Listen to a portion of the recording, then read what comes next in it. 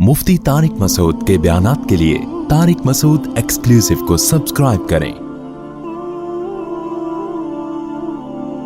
Tariq Masood exclusive.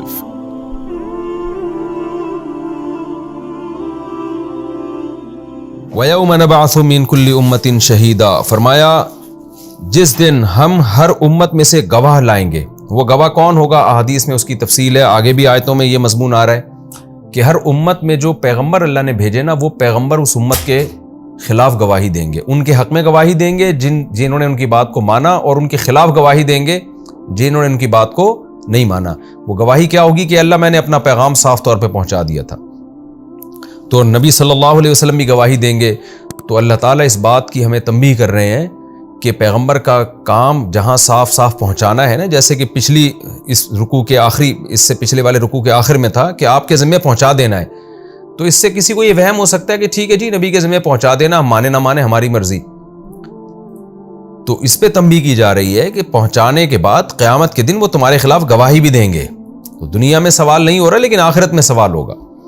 आगे अल्लाह फरमाते हैं सुम्मा ला युअज़नु लिल्लज़ीना कफ़रू, उसके बाद इजाज़त नहीं दी जाएगी उन लोगों को जो काफिर हैं। किस चीज़ की इजाज़त नहीं दी जाएगी?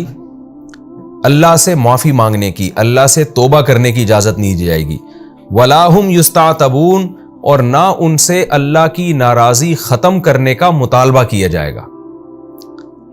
क्यों? जब मुतालबा ही नहीं किया जाएगा तो फिर उनको इजाज़त भी नहीं दी जाएगी कि तौबा करो तुम, यानी ये तौबा का ऑप्शन ही इनके लिए ख़त्म हो जाएगा। ये कितना बड़ा अजाब है कि कोई शख्स सॉरी करना चाहता हो, कोई माजरत करना चाहता हो, उस पर माजरत पे पाबंदी लगा दी जाए। कुरान से, हदीस से मजमून साबित है कि इब्तिदा में तो वो माजरत करेंगे, लेकिन फिर अल्लाह उन पर पाबंदी लगा देंगे कि तुम्हें तौबा करने की भी इजाज़त नहीं है। वइज़ा रअल्लज़ीना ज़लमुल अज़ाब, और जब जालिम लोग अजाब को देखेंगे, फ़ला युख़फ़फ़ु अन्हुम, तो इनसे उस अजाब में कमी नहीं की जाएगी। वला हुम युनज़रून, और ना उनको मोहलत दी जाएगी। किसी को ये वहम हो सकता था कि अल्लाह ताला जब तौबा का ऑप्शन ख़त्म कर देंगे तो शायद अल्लाह खुद तरस खाएंगे और अजाब कम कर देंगे या ख़त्म कर देंगे। फरमाया नहीं नहीं नहीं, मुझे भी इन पे तरस नहीं आएगा। जब ये लोग अजाब को देखेंगे तो ना उस अजाब में कमी की जाएगी और ना इनको मोहलत दी जाएगी। वइज़ा रअल्लज़ीना अशरकू, ये तो हुक्म था आम गुनाहगारों के बारे में, आम काफिरों के बारे में। अब ख़ास मुशरिकीन के बारे में, क्योंकि अरब में शिरक बहुत था, पूरी दुनिया में शिरक था, तो अल्लाह उन मुशरिकीन के बारे में अलग से जिक्र करते हैं। वइज़ा रअल्लज़ीना अशरकू शुरकाअहुम, और जब वो लोग देखेंगे जिन्होंने शिरक किया अपने शुरका यानी अपने माबूदों को, चाहे वो पत्थर के बने हुए माबूद हों, चाहे वो इंसानों की शक्ल में हो, अल्लाह इनको भी ज़बान देंगे। जो पत्थर के बने हुए माबूद है ना, कुरान तो यहाँ तक कहते हैं कि इनको भी इनके साथ जहन्नम में फेंका जाएगा, सिर्फ इनको दिखाने के लिए कि जिनको तुम अपना आका समझते थे आज वो भी तुम्हारे साथ जल रहे हैं।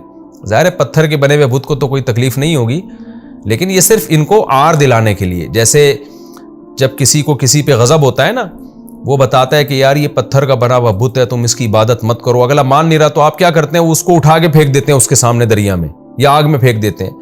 कि जैसे मूसा अलैहिस्सलाम ने जब बछड़े की इबादत हुई है तो उसको आग में फेंक दिया, और यही दिखाने के लिए कि ये अपने आप को जलने से नहीं बचा सकता, तो तुम्हें कैसे बचाएगा ये, और उसकी इस अजमत दिलों से निकालने के लिए। तो अल्लाह ताला फरमाते हैं कि जब ये लोग अपने शुरका को देखेंगे तो कहेंगे रब्बना हाउलाई शुरकाउना, ए अल्लाह ये हमारे वो शुरका हैं, अल्लज़ीना, ये वो लोग हैं, कुन्ना नदउ मिन दूनिक, तुझे छोड़कर हम इनको पुकारते थे। एक जगह तो आते हैं कि वो नफ़ी कर देंगे, हमने तो किसी को पुकारा ही नहीं है। तो ये मुख्तलिफ मदारिज होंगे उनके।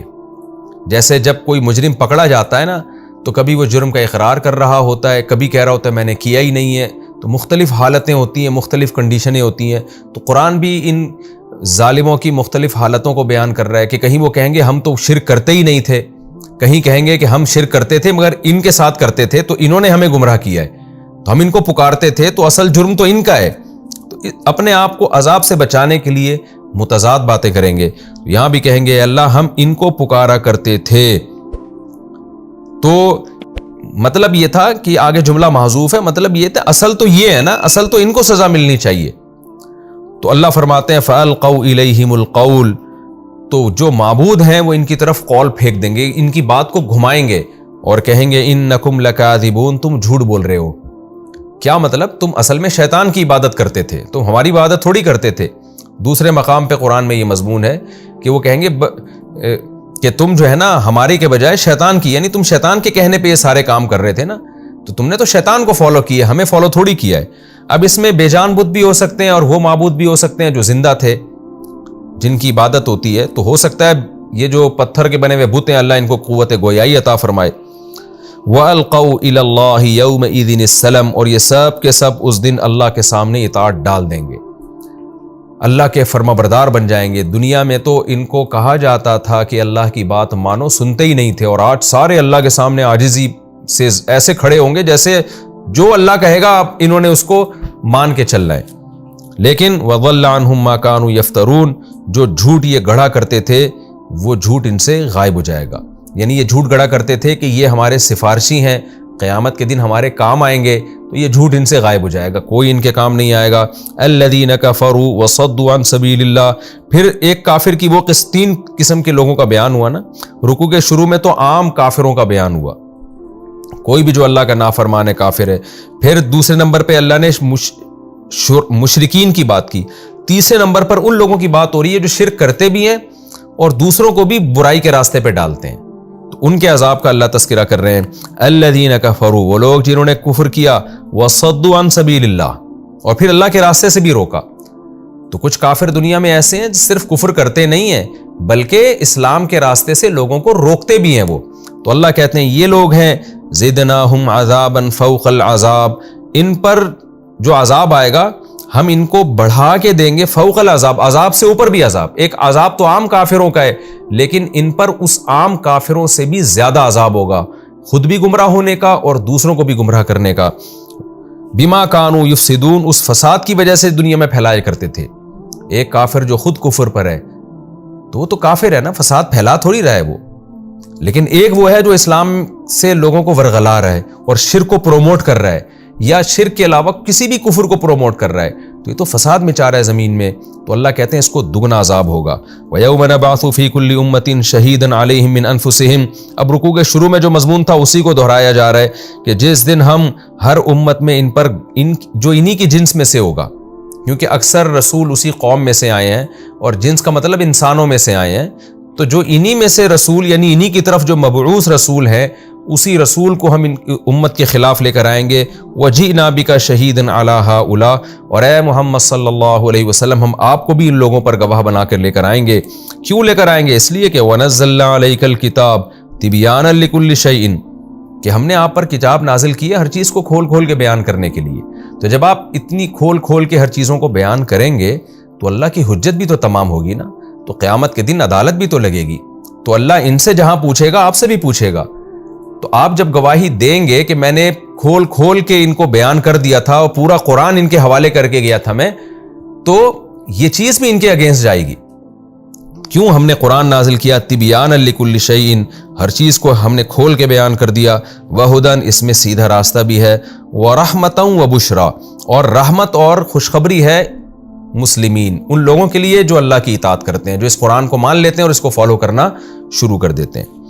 یہ ہمارا رکوع الحمدللہ کمپلیٹ ہو گیا۔ حدیث میں آتا ہے کہ آپ صلی اللہ علیہ وسلم نے عبداللہ بن مسعود رضی اللہ عنہ سے فرمایا کہ میں قرآن سننا چاہتا ہوں، تو حضرت عبداللہ بن مسعود نے عرض کیا یا رسول اللہ آپ ہی پر نازل ہوا اور آپ مجھ سے سننا چاہتے ہیں؟ تو آپ صلی اللہ علیہ وسلم نے فرمایا کہ میں چاہتا ہوں کہ میں اپنے علاوہ کسی سے سنوں، کیونکہ قرآن کی تلاوت کا اپنا ایک لطف ہوتا ہے، کسی سے سننے کا اپنا لطف ہوتا ہے۔ جب انسان تلاوت کرتا ہے تو اس کی توجہ بڑھتی بھی ہے، کیونکہ بولنے میں بھی قوت لگتی ہے، لیکن جب سنتا ہے تو پھر تو یعنی اس کی توجہ مرتکز ہوتی ہے صرف سننے کی طرف۔ تو حضرت عبداللہ بن مسعود رضی اللہ تعالیٰ عنہ فرماتے ہیں کہ میں نے قرآن کی آیتیں جب میں نے تلاوت شروع کی تو جب میں اس آیت پر گیا کہ وَنَزَّلْنَا وَجِئْنَا بِكَ شَهِيدًا عَلَىٰ هَٰؤُلَاءِ، کہ اے نبی ہم آپ کو ان پر گواہ بنا کے لے کر آئیں گے، تو کہتے ہیں میں نے جب نظر اٹھا کے دیکھا تو آپ صلی اللہ علیہ وسلم کی آنکھوں سے آنسو جاری تھے۔